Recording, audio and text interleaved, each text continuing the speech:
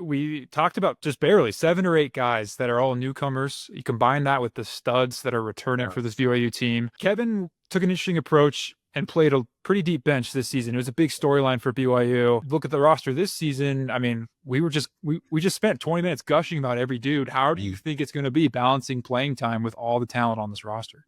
Yeah, it's going to be interesting. Again, that's why I'm the GM of the year in the fantasy football. And I just bring the good players to the table and let them figure that out. But I think that that leads to great practices and great competition, and great competition, yields good opportunities. And I think we're prepared for the depth. I mean, I think that depth really was a huge part of our success last year. And, knock on wood, we were healthy for the most part across the board. We didn't really face anything too catastrophic. And so I think that we're prepared for that. And again, the buy-in part, that's what the buy-in really mattered. We needed guys that bought in where, like I went to a baseball game the other day and I sat right behind the bullpen.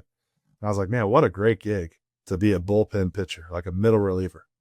Like these guys are making pretty good money. They pitch like every 5 days, okay, or like a relief pitcher, right? I'm like, pretty sweet gig. But man, when it matters for those guys, it matters. You know what I mean? Like, and I think basketball to a degree is really similar. Like sometimes you're just a middle relief pitcher, but if it goes right and you do it well, it really matters in the bottom line. You know what I mean? Like it matters to close out, get those 3 outs in the 7th inning and keep them off the bases. Like that matters. So I do think that there's some long play stuff there with our guys that, again, like Mawit, like his number and his usage was 2 different stories in the season. Trey Stewart, same thing.